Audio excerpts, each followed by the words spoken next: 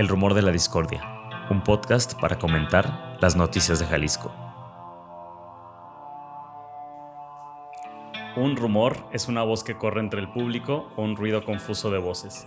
Bienvenidas, bienvenidos al Rumor de la Discordia. Hoy, jueves 9 de febrero del 2023, Pepe Toral. ¿Qué tal, Ángel Melgoza? Hoy tenemos un programa muy movidito.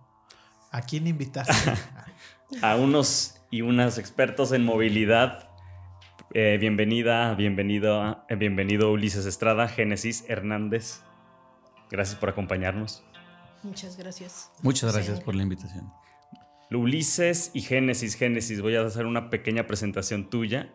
Eres licenciada en estudios liberales, activista por el derecho a la ciudad, pedaleas junto al colectivo Femibici y eres parte del Colegio de Profesionistas de la Movilidad Urbana del Estado de Jalisco. También, antes de comenzar este programa, nos platicaban que estás coordinando el Observatorio de Movilidad Ciudadana. El Observatorio Ciudadano. El Observatorio Ciudadano de Movilidad y Transporte del Estado de Jalisco. El nombre completo. Que es un órgano oficial, ¿no? Reconocido en la ley y todo. Lamentablemente muchas veces no le hacen caso a las recomendaciones, pero es un órgano oficial, ¿no? Totalmente. Mira, pues, vinculante. Qué gusto tener aquí a la presidenta.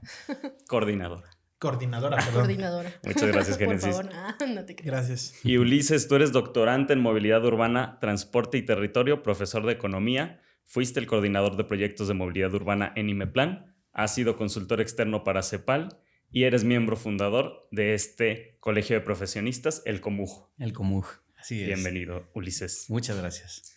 Oye, Pepe, ¿cómo ves?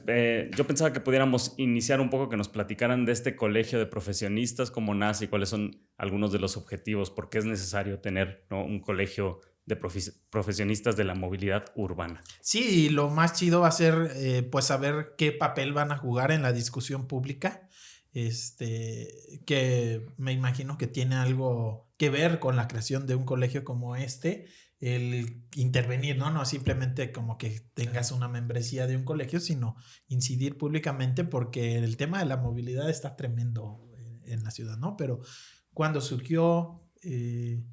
¿Cómo fue que se les ocurre? Y precisamente es cuando en el 2018 extinguen de manera oficial un instituto perteneciente al Poder Ejecutivo en Jalisco, el Instituto de Movilidad y Transporte del Estado de Jalisco.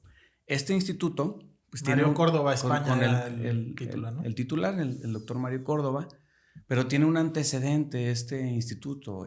Surge de la fusión de dos organismos públicos descentralizados que tenían dos funciones muy específicas en Jalisco, ¿no? Uno de ellos era el CEIT, el Centro Estatal de Investigación para la Vialidad y el Transporte.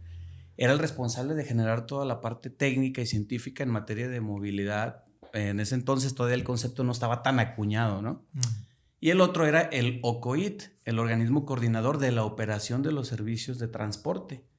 Estos dos OPDs dependían de la Secretaría de Vialidad, Tránsito y Transporte. Estamos hablando del 2000, previo al 2013, porque ahí fue donde se comenzó a cocinar esta fusión de estos OPDs, ¿no?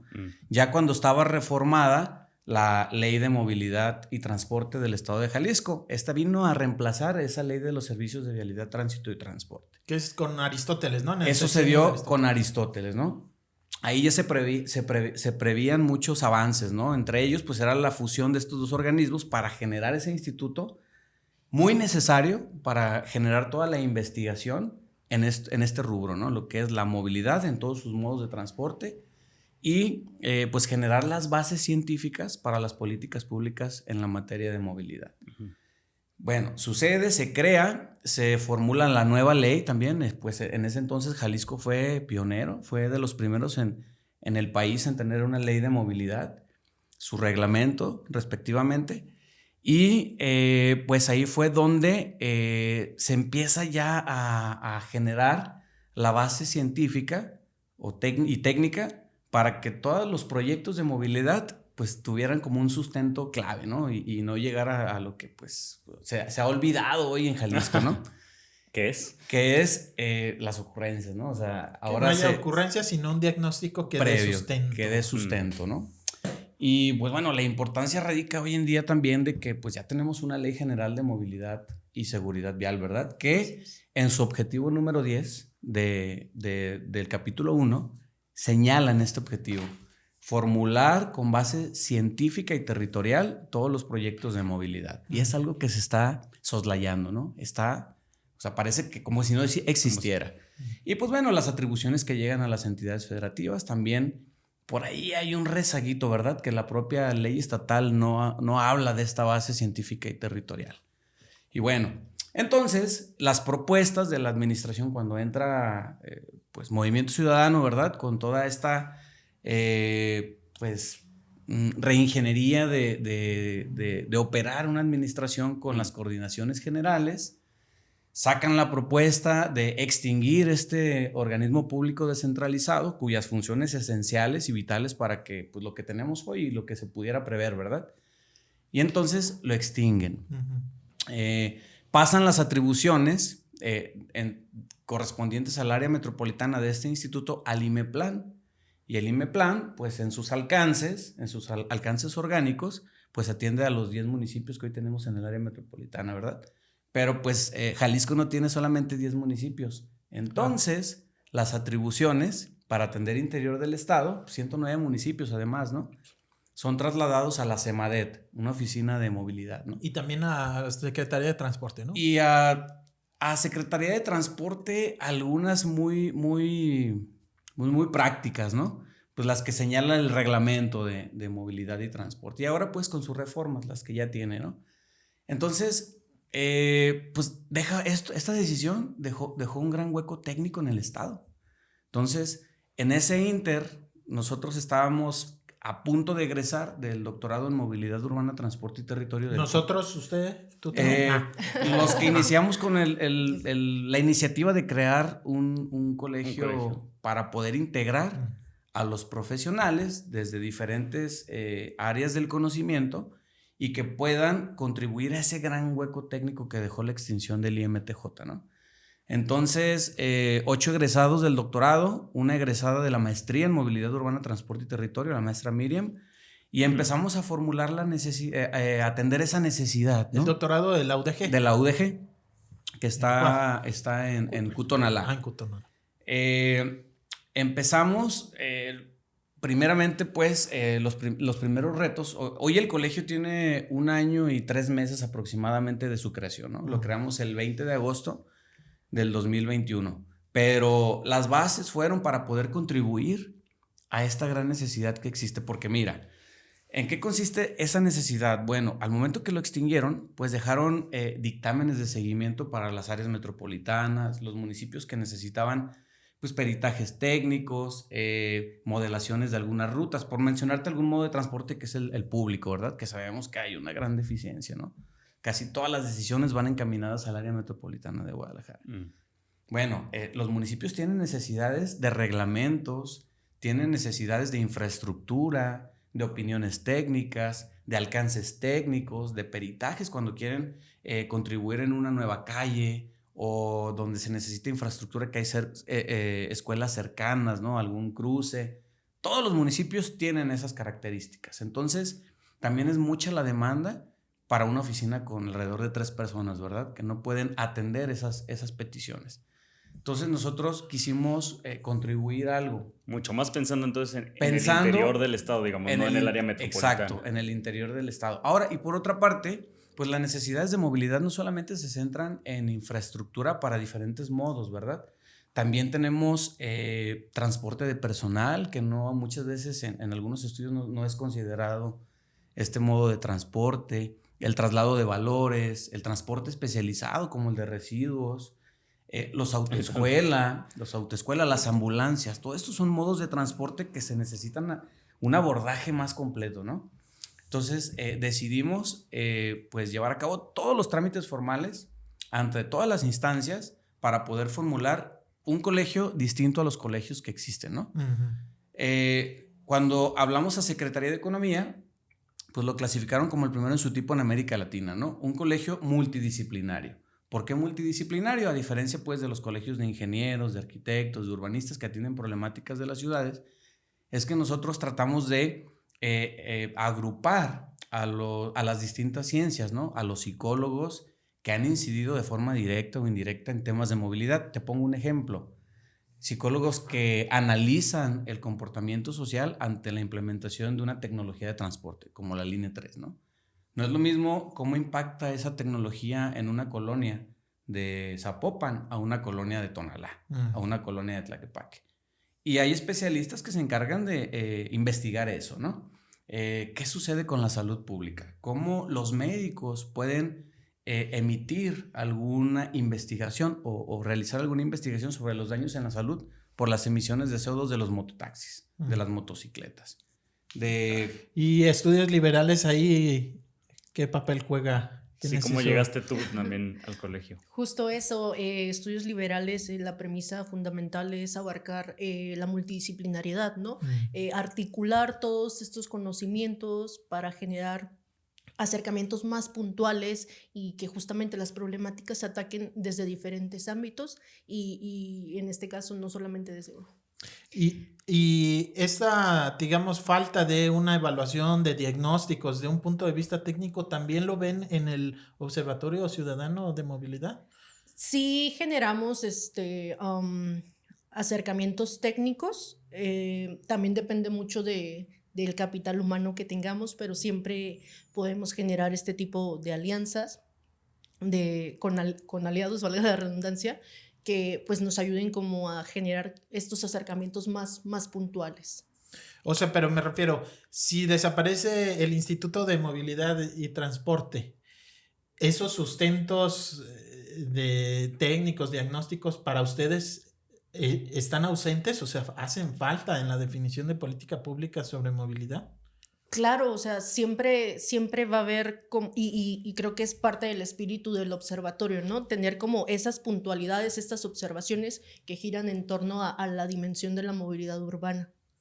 Oye, a veces siento también como que estamos hablando de términos muy técnicos y como que cuesta trabajo entender. Si lo pusiéramos, Uli, Génesis, en términos un poco más concretos, digamos, así como decían de las problemáticas, ¿en qué podemos pensar que se está trabajando quizás desde el observatorio, quizás también desde el colegio? Como qué problemáticas así específicas nos pueden compartir que se están trabajando. Pues bueno, todos lo sabemos, la problemática vigente, ¿no? Que es el caso del segundo piso. Un claro ejemplo. Yo el tráfico, la cual todos. Un claro ejemplo, uno de muchos, ¿verdad? Que son las problemáticas que pues a todos los sectores impactan. Entonces, en ese sentido, hay muchísima información que habla sobre las repercusiones que tienen los segundos pisos, por ejemplo. Sin embargo, hasta el momento, a pesar de que hicieron estos diálogos, ¿no? por López Mateos, donde están recopilando información, pues pareciera que ni siquiera las han considerado, ¿verdad? Porque hay muchísima información en el estado del arte que hablan sobre las repercusiones negativas de tener una infraestructura como tal. Entonces, pues son de los temas, ¿verdad? Que yo creo que le pegan a los grupos vulnerables, a los habitantes del buffer de cobertura que tiene la arteria, a la educación, ¿no? Al sector educativo, a todos los sectores. Entonces, lo que buscamos pues a través del colegio, los acercamientos con las organizaciones de la sociedad civil, es llevar esos mensajes, tal vez no con el lenguaje técnico, pero de viva voz, ¿qué pasaría con esas repercusiones, no? El impacto directo en la calidad de vida. ¿Y si les invitaron, acudieron a estos diálogos? Sí nos invitaron a los diálogos, tuvimos representación por parte del observatorio en los ejercicios. Sabemos que la primera lectura es de que están tratando de atacar la problemática desde el vehículo privado. Sin embargo, ahí nosotros pues estamos generando estas observaciones puntuales de que no solamente pues es resolverle y seguir destinando más infraestructura al vehículo, sino ir al focus del problema, de todas estas dinámicas urbanas que se viven en ese lado de la ciudad y que se están replicando en toda el área metropolitana, en todo el estado. Entonces, parte de eso también es evidenciar, ¿no? No solamente es esa parte de López Mateos, es toda la ciudad. Sin embargo, volviendo ya al punto de López Mateos, es precisar esto, ¿no? tenemos que ver las dimensiones sociales, el tema de exclusión social, el tema de vivienda, el tema de equipamiento urbano, ¿no? Que es justamente lo que mencionábamos anteriormente, que mencionaba Ulises, que lo rescato, es cómo ver esta movilidad urbana, estos problemas desde fuera del área técnica, desde la dimensión urbana, cuestiones antropológicas, psicosociales, en temas de salud pública. Entonces es todo esto, ¿no? No es solamente cómo ayudar a que el vehículo pueda salir rápido. así Sí, es, exacto. sino es qué calidad de vida que le estás brindando, cómo, y a veces no lo dimensionamos, pero es como pasamos tanto tiempo en el transporte público que debemos de tener más énfasis porque a partir de ahí generamos una armonización y un tejido social. Parece como muy burdo, pero tú vas en el transporte público, obviamente cuando no va aglomerado, y vas observando la dinámica de la ciudad. Ya va un ciclista, ya va una persona con una carriola, la señora con las bolsas de mandado. Entonces, estamos hablando de que más allá de una ciudad sustentable, necesitamos una ciudad cuidadora, que ponga en el centro de las políticas públicas a la vida humana. Hoy tenemos este instrumento que es la Ley de Movilidad y Seguridad Vial, que justamente ese es el espíritu de la ley, ¿no? Lo de la pirámide. Así es. Toda política pública primeramente tiene que ver infraestructura y dimensiones para el peatón y posteriormente, peatón, ya después ciclista y transporte público. Hasta el fondo iría el auto y aquí parece que está al revés, así ¿no? es. Transporte de carga y ya después el vehículo hasta el final. Y que además, por lo que entiendo, por lo que se supo, además por la visita de un funcionario federal, que es una propuesta no solicitada, que es esto, como está clasificada, que es como ¿no? la puerta para abrir a la inversión privada en un proyecto público-privado, pues parecería o indica que sería además de paga. Claro. O sea, vehículo privado, pero además vehículo privado para la gente que tiene dinero, para pagar una tipo autopista urbana, ¿no? Claro. Justo, y precisamente no, es esto, ¿no? No con que hagas un segundo piso se va a eliminar como esto que le duele a ese sector, que es el tráfico, ¿no? Al contrario, van a venir más problemas. Entre más le destinemos infraestructura al vehículo, hay buenas prácticas locales, nacionales, internacionales que ya nos dan la pauta. Es como, ¿para qué estos diálogos? O sea, sí está bien que se tome en cuenta la ciudadanía, pero si ya tenemos marcos, lineamientos, estudios, así es, que van encaminando y que toda esta suma de esfuerzos de infraestructura y iniciativas que se han replicado como en otras partes de la ciudad, es como, ni siquiera se debe discutir eso. Hasta yo diría, mismo López Mateos es muestra de lo que pasa cuando haces eso. O sea, López Mateos ya se le invirtió muchísimo en un montón de pasos a desnivel, y que me diga cualquier conductor de Guadalajara si no ha tardado 15 minutos en cruzar nada más el paso a desnivel de la Minerva, por ejemplo, ¿no? O sea, ahí mismo, solamente en el tramo que está, digamos, de periférico hacia adentro, ya está la muestra de que eso no va a solucionarte el problema. ¿Por qué pensar que seguir haciendo lo mismo hacia allá de periférico ya te va a solucionar el problema? ¿Y estos foros cómo eran? O sea, ¿cómo funcionaba la dinámica de esos espacios? ¿Quiénes estaban presentes?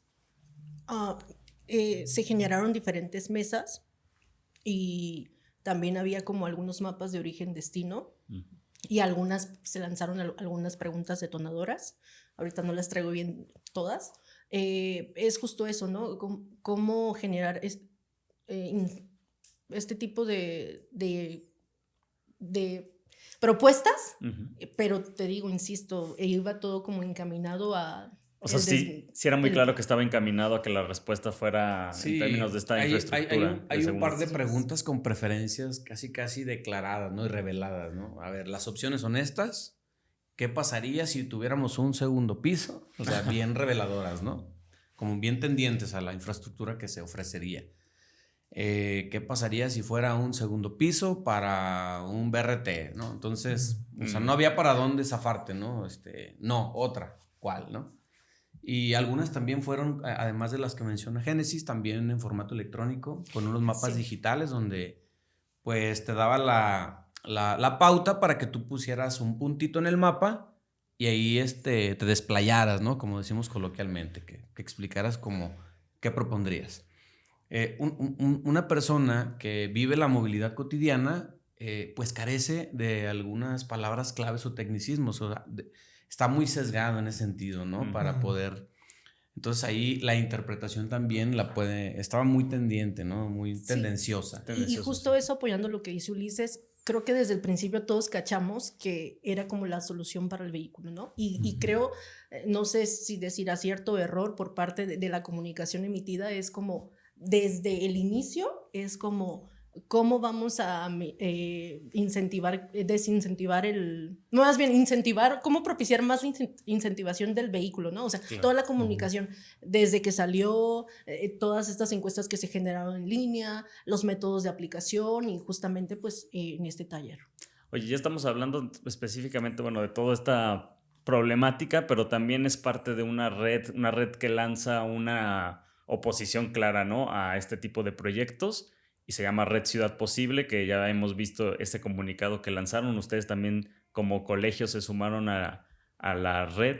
¿Qué nos pueden platicar de esta red? ¿Cómo fue también que ustedes deciden unirse al movimiento? Bueno, primeramente pues sí, creo que nos preocupó mucho el hecho de que se moviera súper rápido el tema de López Mateos. O sea, eso es lo que detonó la creación. Claro, eso fue como focos de alerta. Como ¿no? tenemos que hacer algo y unirnos. ¿Qué está pasando? O sea, ¿no? ¿Sabes? ¿Qué está pasando con la ciudad? ¿Qué está pasando con los tomadores de decisiones? Que a estas alturas de la planificación y de repensar la ciudad están tomando como posibilidad este segundo nivel. Esta propuesta no... Y nos pueden platicar también del antecedente, ¿no? Que existía de un segundo piso que ya fue en su momento. La Vía Express por Lázaro Cárdenas. Sí. No, por Inglaterra, ¿no? Por Inglaterra, perdón, sí. Y es por eso que nace esta Red Ciudad Posible, pero justamente también, si se fijan, o sea, está conformada por ciudadanos, está conformada por academia, por colegios, inclusive tuvimos algunos de iniciativa privada que se sumaron al ejercicio justamente por esta necesidad, ¿no? Esta preocupación que existe de cómo estamos repensando y rediseñando la ciudad. Entonces, el mensaje es claro, o sea, las y los ciudadanos estamos viviendo el día a día en la movilidad inmersa y estamos viendo cómo impacta en nuestra vida y en todos los tópicos: movilidad, derecho a la vivienda, derecho al agua, al territorio, cambio climático. Entonces, todas las agendas están conjuntas y en todas va a generar como este impacto. Y no solamente porque también queremos evidenciar que no solamente es ahí, sino es momento de repensar todo Jalisco, ¿no? ¿Cómo está creciendo la ciudad? ¿Cómo estamos favoreciendo al vehículo? Entonces, es esto, ¿no? Evidenciar toda esta problemática. O sea, los accesos carreteros al entrar en la ciudad padecen el mismo problema que López Mateos. Sí, lo vemos en Ocotlán, lo vemos en Carretera Nogales, que justamente algunos de los vecinos son los que forman parte también de esta red. ¿De qué es? ¿Puerta Poniente? Puerta Poniente, sí, ellos son los de Carretera Nogales. Que es lo que dicen, ¿no? O sea, es carretera y cuando empieza a llegar a la ciudad prácticamente ya se convirtió en una avenida, pero oficialmente sigue siendo una carretera. Entonces la autoridad local dice, no, pues no es bronca mía. Exacto. Y justamente esa es la invitación. Yo lo hablaba en otro espacio, es entablar el diálogo, o sea, lo federal, con aquí lo local, por así decirlo. ¿Cómo vas a generar esta articulación de diálogo para favorecer, ¿no? Y seguir como avanzando en estas buenas voluntades y que no solo se queden buenas voluntades. Así es. Oye, algo también interesante en el sentido de que si Guadalajara o el área metropolitana va, digamos, si ya tiene este nivel de problemáticas, hay muchas ciudades medias y pequeñas que se pueden hacer una mucho mejor gestión y evitarle problemas futuros, ¿no? Claro. Que supongo que es algo que trabajan, no sé si desde el colegio o de otros espacios. Si quieres tú. Fíjate que nosotros puntualmente hemos analizado estas problemáticas en términos de costos de oportunidad, ¿no? ¿A qué nos referimos cuando nos hemos juntado ahí en las sesiones ordinarias y todas estas figuras extraordinarias y todos que tiene el colegio? O cuando invitamos a los integrantes del consejo técnico que participan en el colegio, que son las personas que tienen ya una trayectoria con una experiencia de carácter internacional, etcétera, ¿no? Es una invitación que se hace como fue pensado el colegio, ¿no? También de tener este bastión técnico, de un consejo técnico. Y hablábamos en términos de costo de oportunidad, o sea, este tipo de problemáticas como se está proponiendo son inversiones importantes. ¿Qué sería con esa inversión tan importante? Pues tienes la probabilidad de mitigar los padecimientos de otras áreas metropolitanas, ¿no?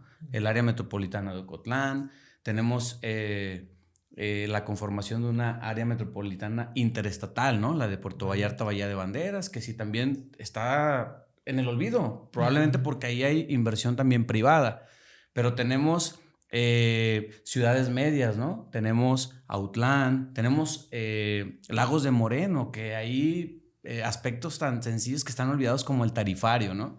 Donde allá el transporte público sí te cobra tal vez hasta los 7 pesos, pero ¿en qué condiciones, verdad? Se están cayendo los camiones, ¿no? Que los camiones vas trepado y presionas el botón para la parada y hasta te dan cosquillas en la planta de los pies, ¿no? Con la lámina, los toques, ¿no? O de repente el claxoncito del juguete del pollo, ¿no? Entonces, en términos de costo de oportunidad, ¿qué se puede hacer con esos montos tan importantes, verdad? Con esos recursos. ¿Cómo es el costo de oportunidad? ¿Cuál es el concepto? Okay. El costo de oportunidad es un concepto de carácter económico que te dice, pues, qué pudieras hacer con las decisiones que tomas en este rubro, por ejemplo, del transporte o en temas de la agenda de movilidad, y qué puedes hacer con eso en otros lados, ¿no? Es lo que dejas de hacer por un lado y puedes contribuir en otro. Y esto, las mitigaciones pueden ser en términos ambientales, en términos socioeconómicos, en términos, pues, para mejorar la calidad de vida, ¿no? Valga la redundancia. En términos sociales. Hasta en términos de seguridad vial. Exacto, ¿sabes? en infraestructura. Justamente hace rato lo hablaba con Josefina del Real y José Ángel. El caso del transporte público que acaba de salir la nota justo, ¿no? Y de esta inyección de los 500 millones, ¿no? Y se empata mucho con lo que dice Ulises ahorita de, bueno, si ya tenemos la curva del aprendizaje, de las alcancías, de toda esta, de la tarjeta de mi movilidad, de que nos dicen, sí, evolucionen, tienen que evolucionar. Bueno, no solamente tenemos que evolucionar en lo tangible, también en lo intangible. Necesitamos servicio asequible, que asegure la equidad. Y justamente es esto, ¿no? El hecho de cómo los errores que hemos cometido, por así decirlo, o las áreas de oportunidad en el AMG, cómo van a beneficiar al interior del Estado. Sí, que ya lo que se aprendió aquí... Así es, no replicarlo. Digamos, replicarlo. Con los errores, no así replicarlo. es, ¿no? Sí. Ahora, ¿qué posibilidades hay de que este recurso se redirija?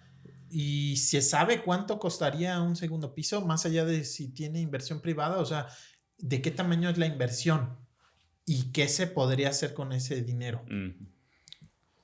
Pues yo en lo personal el dato así exactamente o sea, desconozco si inclusive tendría que estar en la cartera de inversión de la Secretaría de Hacienda y Crédito Público, ¿no? Pero como está clasificado una propuesta no solicitada, pues carece de todo su fichita técnica, ¿no? Su expediente técnico, que tenga una tasa de rentabilidad social, costo por kilómetro de construcción, población beneficiada, población atendida, buffer de cobertura en impacto, en reducción de emisiones de CO2. Todo eso lo tiene que llevar de cajón. Y vuelvo a la necesidad de que se cumpla con lo que dispone la ley, ¿no? El objetivo número 10 de la ley general dice que todo debe tener base científica y territorial. Esta segunda territorial es meramente importante. No va a ser lo mismo cómo le va a impactar a Avenida López Mateos en el municipio de Guadalajara. Tiene una composición totalmente distinta a la parte del sur, ¿no? A las colonias que están allá en Tlajomulco. Entonces, a eso se refiere y se está incumpliendo con eso, ¿no? Ahora, si nos vamos a la ley local, ¿no? ¿Qué dice en términos de fundamento científico? Entonces, carecemos de esa premisa que tiene la ley general, ¿no? Que tiene que estar alineada. Entonces, en términos de costo de oportunidad, para atender, pues, la pregunta, Pepe, pues tendría que estar ahí el monto plasmado en una cartera de inversión de la Secretaría de Hacienda y Crédito Público, ¿verdad? Ahí deben de estar hasta los estudios técnicos para poder solventar que es una propuesta que cumple con todos los parámetros que exigen y que se establecen en las guías internacionales, como la que tiene el Banco Interamericano de Desarrollo, el Banco Mundial, para proyectos de transporte, porque no deja de ser un proyecto de transporte, ¿no? En la modalidad que la están proponiendo, pero tiene que ser una propuesta más integral y que tenga el sustento científico. Eso es lo que... Hay uno de los puntos de este comunicado que dieron a conocer como Red Ciudad Posible que dice: exigimos una moratoria en los permisos de urbanización, particularmente en el sur de la ciudad. ¿Nos pueden comentar un poco al respecto? Sí, y creo que justamente es de los fenómenos que se está replicando en toda la ciudad, insisto, no solamente en López Mateos, pero sabemos que ese lado de la ciudad se ha vuelto ciudades dormitorio, ¿no? Ciudades dormitorio que justamente provocan como todo este fenómeno. Todos salimos en la mañana y vienen hacia la ciudad, y todos en la tarde-noche. Es correcto. Okay. Entonces, mucho de lo que se ha puesto a discusión es cómo generar más equipamiento urbano para proveer a ese lado de la ciudad, ¿no?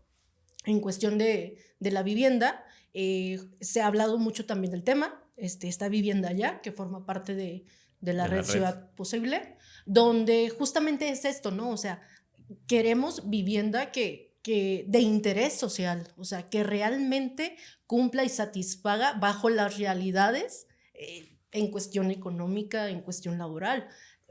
Ya sabemos que meses anteriores hubo este proyecto de redensificación, ¿no? Donde, pues, no, o sea, los montos que tú me estás diciendo no son realidades con lo que me dice mi nómina, ¿sabes? Claro. Entonces es justamente esto, o sea, tener claridad de que sí, la vivienda es un derecho humano, como lo es la movilidad, y que todo se va impactando. ¿Por qué? Por esta falta de planificación y diseño urbano.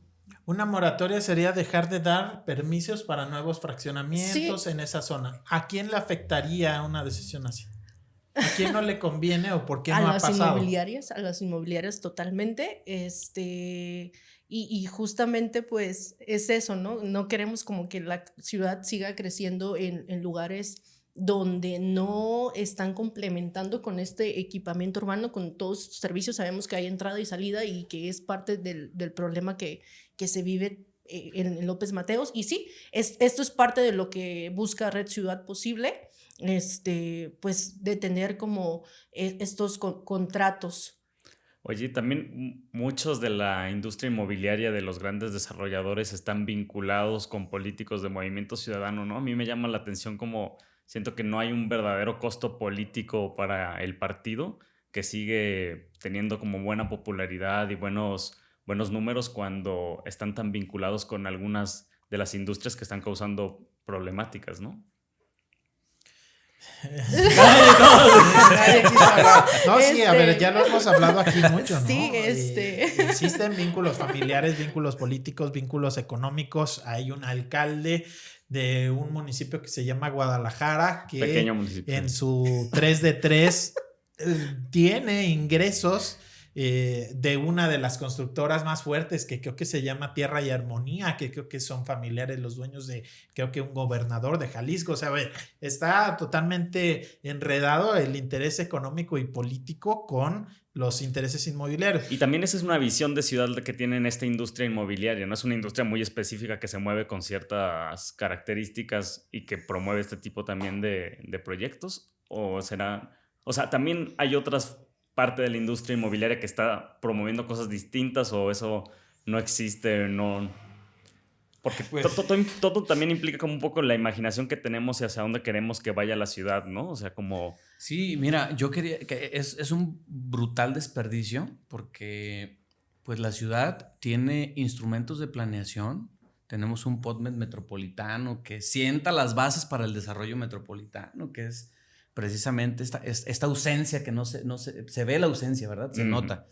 Pero también tenemos instrumentos muy innovadores, ¿no? Como la metodología de impacto metropolitano. La tenemos vigente en el periódico oficial del estado de Jalisco. Y esta metodología... ¿Eso con qué se come? Todos los desarrollos, los proyectos de vivienda, de transporte, de agua, deberían estar sometidos a la metodología de impacto metropolitano. Y te va a ir dando los lineamientos para ciertas periferias emergentes, de concentración, que están ahí plasmadas, ¿no? Están ahí en la metodología de impacto metropolitano. Ni siquiera la hemos escuchado ahora que se proponen soluciones integrales que nomás lo dicen de speech, ¿no? Pero de sostenible no tienen nada. Entonces, lo ideal sería exigir nosotros como ciudadanos, que se le invirtió mucho tiempo en el desarrollo de esa metodología, pues que se cumplan las bases o los lineamientos. Ahora tenemos el PODMED, ¿no? Que se acaba de actualizar, lo anunciaron. Bueno, se acaba de aprobar que se actualice, ¿no? O sea, nosotros pues, deberíamos exigir meramente, ¿no? Todos que se cumplan estos criterios de sostenibilidad, ¿no? Desde los 3 pilares, en lo social, en lo ambiental, en lo económico. Entonces, que a mí se me hizo tremendo en la sesión de la Junta de Coordinación Metropolitana, que son los alcaldes del área metropolitana reunidos tomando decisiones. Ahí se aprueba que comienza el proceso para actualizar este plan de ordenamiento territorial metropolitano y lo aprueban. Digo, ahí les entregaron un libro así y se supone que tenían que analizarlo y decidir si se iba a aprobar o no, pues ya estaba todo planchado, ¿no? Pero revisando ese librote que les dan, que son un montón de mapas de análisis de cómo ha funcionado ese plan de 2016, cuando se creó a la fecha, hay datos tremendos. Por ejemplo, que en ese tiempo, 2016 a 2022, en 6 años, creció 500%. La ciudad, las colonias, la población en torno a López Mateos. Y, o sea, venía un mapa en donde estaba como una mancha rosa. Todo tendencioso, ¿no? Además.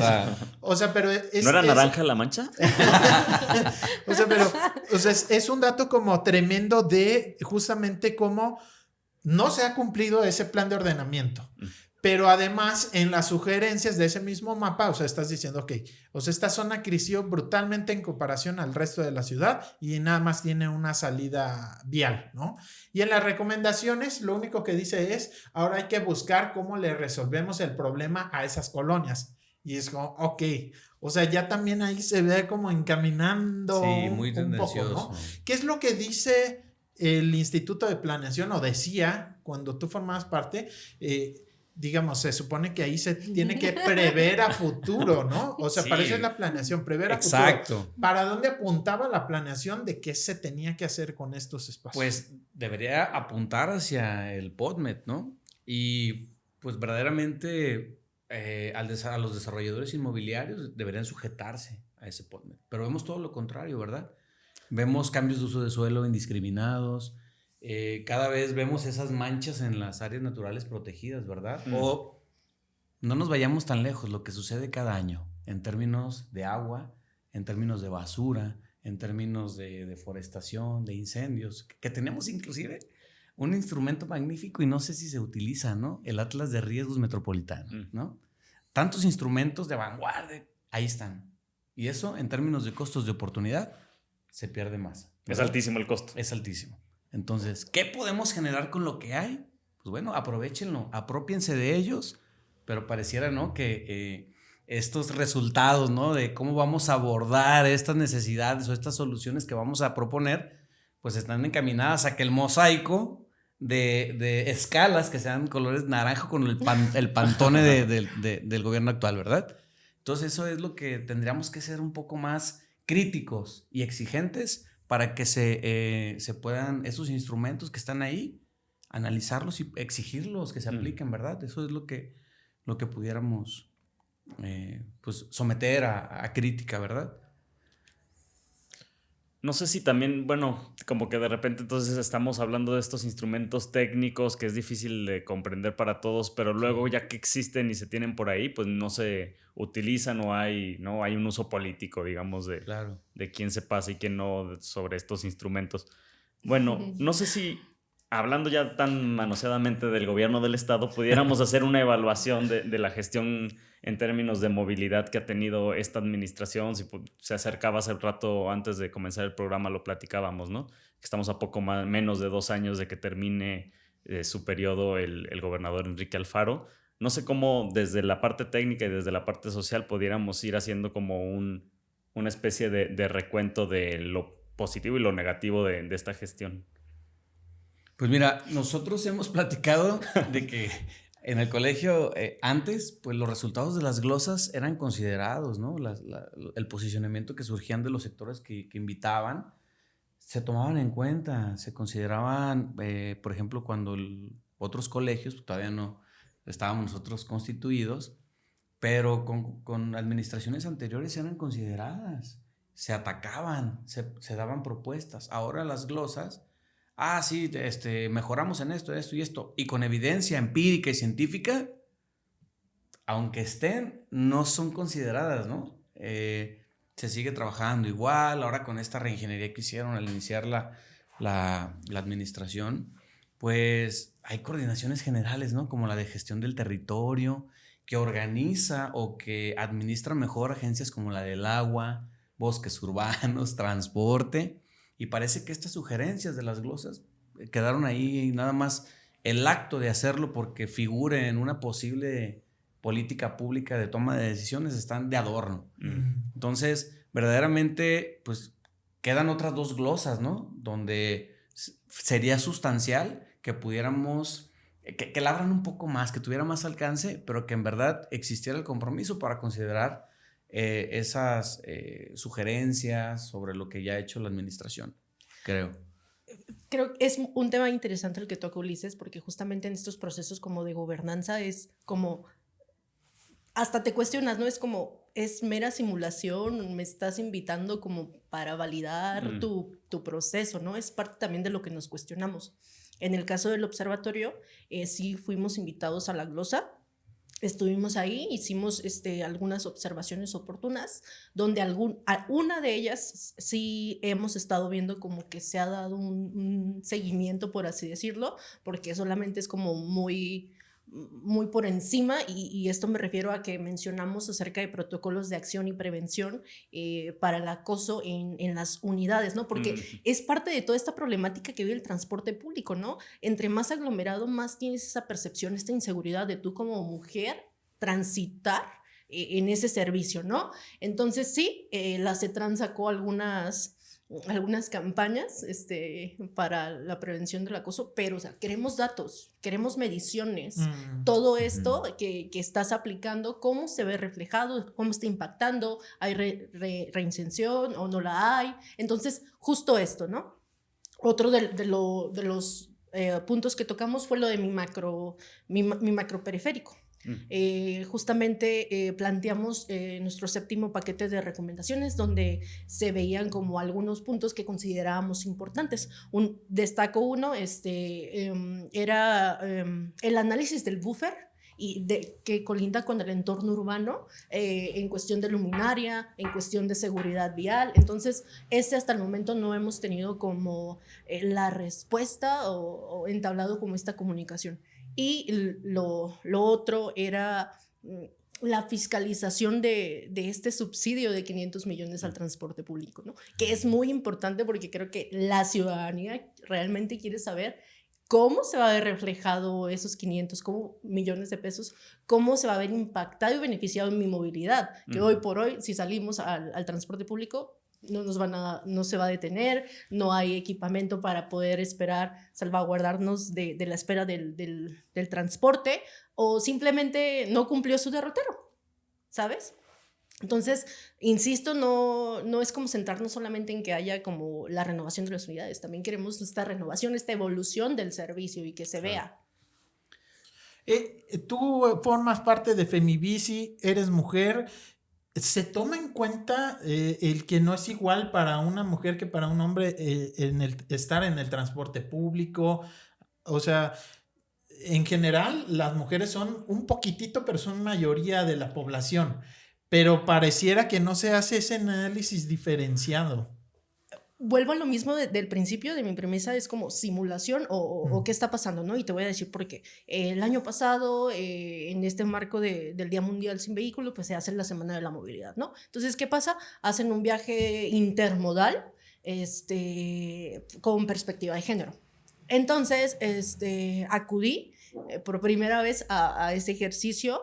Entonces, desde que tú entras a CETRAN, no te dicen, mira, aquí si sufres acoso puedes llamar a este lugar, ¿no? O no está como ese canal de comunicación donde tú como mujer puedes decir, oye, ¿sabes qué? Estoy siendo acosada en este espacio. Simplemente sabemos que existe algún botón en los vagones, pero no son visibles, entonces yo no sé a dónde, ¿sabes? Y justamente cuando estás como en esa situación de acoso, a veces no eres consciente, no dimensionas lo que está sucediendo. Entonces, sí, la verdad es que sí existen o sí han existido estas buenas intenciones, pero yo creo que solo ha quedado hasta ahí. En el transporte público, pues menos, ¿no? O sea, sabemos que la dinámica del transporte público, los trayectos son más acelerados y esto en cuestión de velocidad y que existen como más factores, vehículo, ya subes pasajero, donde impacta más el desplazamiento. Entonces, sí, las mujeres creo que a veces no, más bien, no nos sentimos seguras cuando transitamos, porque también se nos cuestionó, ¿no? ¿En qué servicio de transporte te sientes más segura? ¿En cuál no? La mayoría resultó que en la bici te sientes más segura, ¿no? Algunas en el transporte, en el tren, porque hay como esta más facilidad de que te puedas mover, ¿no? Y que los vagones no van tan llenos como en algunas horas. Entonces sí creo que falta mucho, o sea, falta mucho, sí, sabemos que está CISEM, pero entre amigas hemos dialogado, ¿no? Es que, ¿sabes qué? Yo he ido, pero sí me dicen, pero no me dan el seguimiento, ¿no? O sea, volvemos a lo mismo, queda en papel, como lo que pasa con todas las leyes, como lo que pasa con todos los protocolos. Entonces, hay omisión, creo que todas y todos lo sabemos, y no solamente en este tema, en toda la agenda pública. Muy bien. Pensando en este colegio del que ustedes dos son parte, que también se une una red como un colectivo, ¿no? Que ya le da cierto carácter al mismo colegio. Me gustaría saber cuáles son los proyectos que tienen en puerta, que están trabajando, qué cosas están haciendo cada uno de ustedes en este espacio. ¿Yo?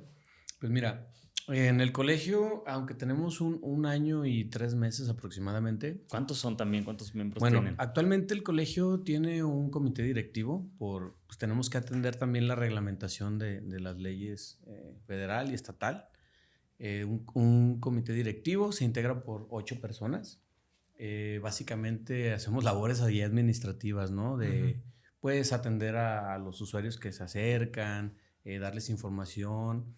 Esa es una de las acciones, ¿no? Tenemos un consejo técnico que está para guiar los planes operativos de trabajo de cada administración. Pues todavía es la primera administración vigente. El primer reto pues, fue administrativo, ¿no? Cumplir con todas las disposiciones, pero tenemos una serie de productos y servicios en el colegio. Uno de ellos, el principal, es actualizar a los profesionistas pues, en lo que va de pues, nuevas tecnologías para la planeación de las ciudades. Tenemos cursos como el de género y movilidad, que inclusive Génesis forma parte de esta plantilla para llevar el curso. Tenemos de cálculo de huella ecológica, planificación, sistemas de información geográfica aplicada al análisis territorial, y esto le sirve pues a los urbanistas, a los ingenieros, a los arquitectos para que se actualicen con las nuevas tecnologías.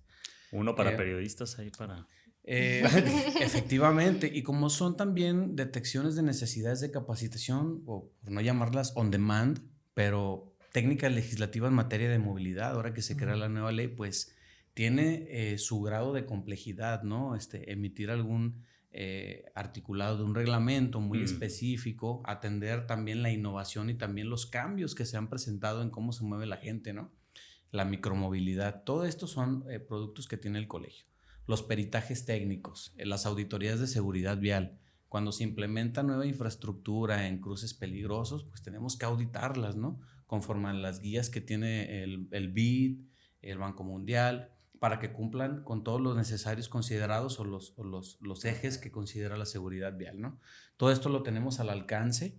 Tenemos invitaciones para las personas que están en el colegio que quieren participar cuando están en la etapa de estudiantes, cuando ya son profesionistas o cuando son profesionistas con alguna especialidad muy, muy, muy dirigida a los rubros o a algún sector, ¿no?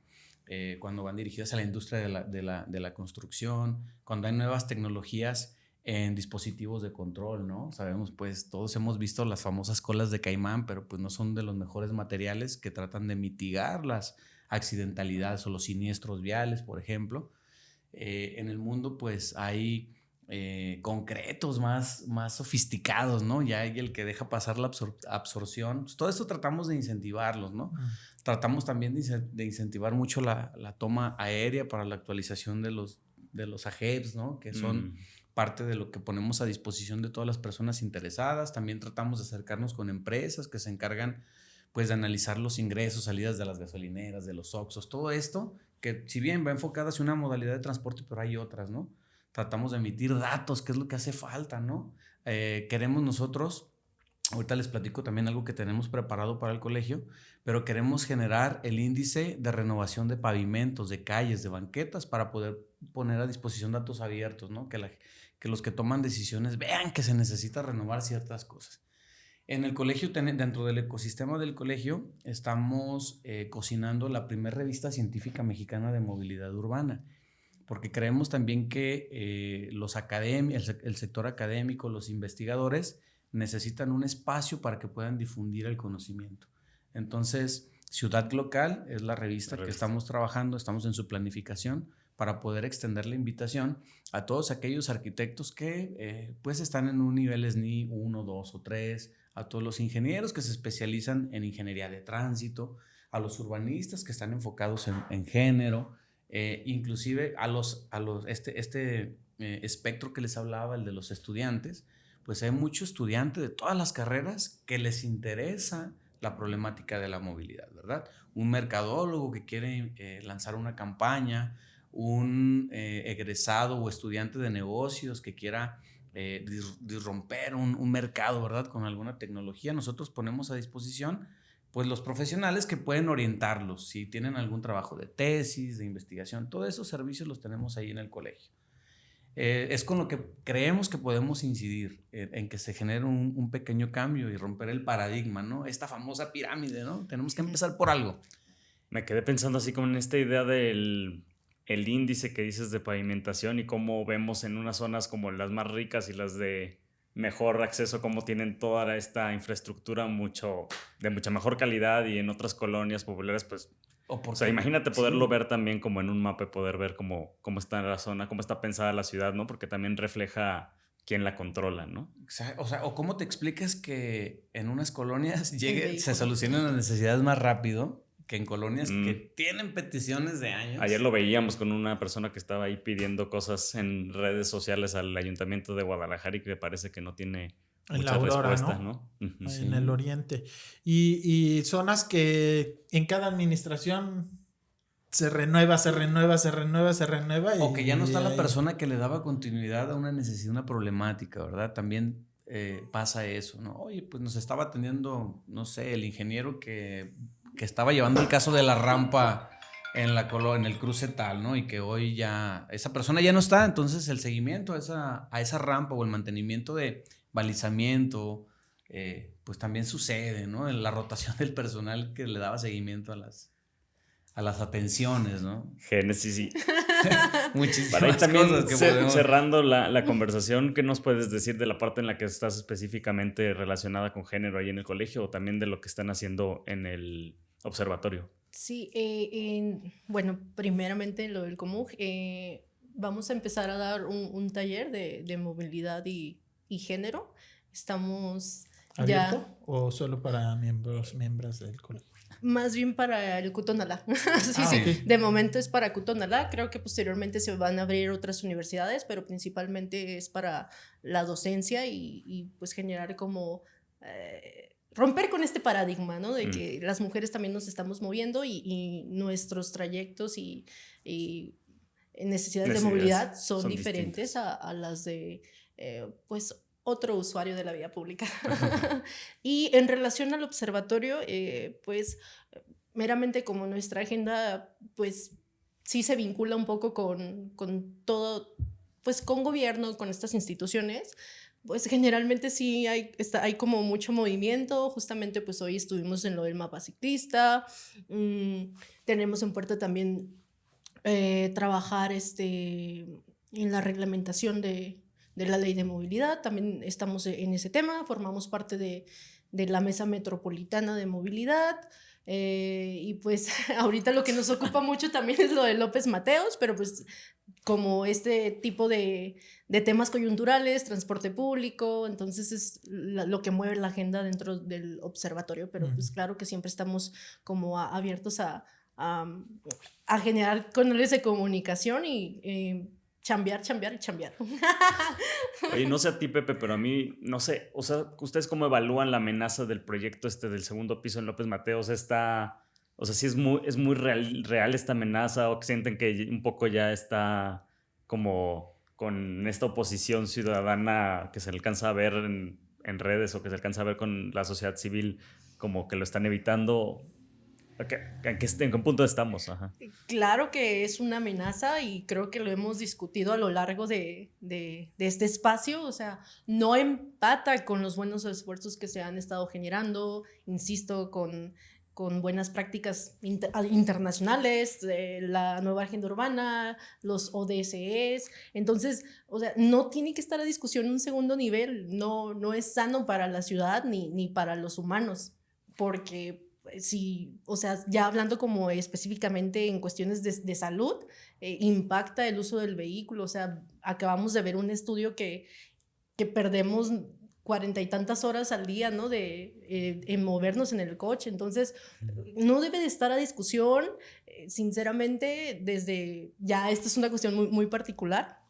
No debemos centrarnos en eso, ¿no? Debemos centrarnos en cómo vamos a seguir rediseñando la ciudad, porque todos estos buenos esfuerzos que estamos generando ahorita, tal vez no veamos los resultados en este momento, pero sí van a ayudar, pues, a los ciudadanos del futuro. Uh-huh. Entonces, sí, claro que hay una fuerte oposición ante esta posible acción.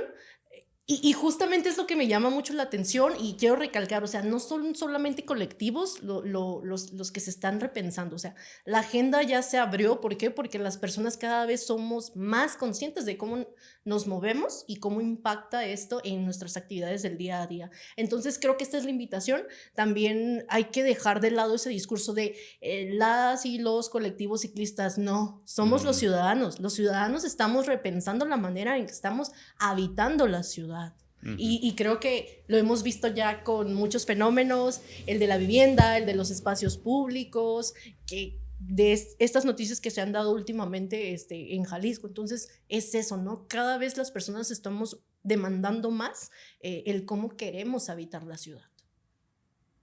Muy bien. Sí, yo también, si emitiera una opinión en términos de tomar decisiones, yo, en lugar de lo que haría con esos montos tan importantes para un proyecto como este, yo lo sometería a actualizar un estudio origen-destino, porque la información pues es la base para que lo que surja en términos de proyectos de movilidad integral, es importante conocer los patrones de movilidad. Se han hecho algunos intentos últimamente, ¿no? Como este último plan emergente de movilidad que sacó el IMEPLAN, pero está corto. Tenemos resultados de moverse en Guadalajara, un excelente trabajo, pero se queda corto. En el 2002, el gobierno del estado de Jalisco realizó pues, una de las primeras encuestas origen-destino y se actualizó a los 5 años con el objetivo de darle seguimiento al comportamiento de los patrones de movilidad.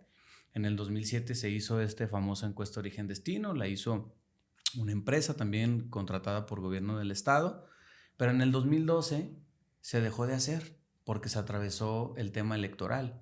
Entonces hubo un corte muy significativo en los patrones de movilidad y bueno, también se ha avanzado en tecnología. Las encuestas origen-destino son muy costosas, pero ya hay suficiente tecnología para minimizar los costos, para darle continuidad. Después llegó la pandemia, entonces hay otro cortote a los patrones de movilidad. Claro. Entonces, creo que en términos de costos de oportunidad, con esa lana se pudiera, entre otras cosas que se pueden hacer para solucionar estas problemáticas, pero también es importante actualizar los datos. Las encuestas origen-destino, que están en el olvido, es importante y que también lleven cierta homogeneidad en las modalidades de transporte, pero también han creado nuevas modalidades, ¿no? Hoy ya pareciera que la administración actual quiere oficializar los mototaxis, ¿no? Pareciera que otras movilidades. Tenemos scooters casi que te leen la mente y te llevan, ¿no? O sea, hay otras modalidades de transporte que indiscutiblemente no estaban consideradas en el 2002, pero que hoy en día, esas que sí se consideran como el transporte de personal. El transporte de personal viene a mover a una bastante franja de la población que utiliza las ciudades dormitorio, pero que se traslada a trabajar con viajes péndulo, que los llamamos, ¿no? Los que inician en el hogar y terminan en algún destino, como en el trabajo, la escuela, etcétera, ir a cuidar. La movilidad de cuidados, que también no estaban consideradas. Entonces, creo, ya a juicio personal, pues, que con esa lana se pueden actualizar las encuestas origen-destino y eso nos daría la pauta para encontrar una solución más integral a las problemáticas de movilidad. Muy bien. Pues muchísimas gracias. Gracias. ¿Querías decir algo, Génesis? Sí, yo quería decir otra cosa.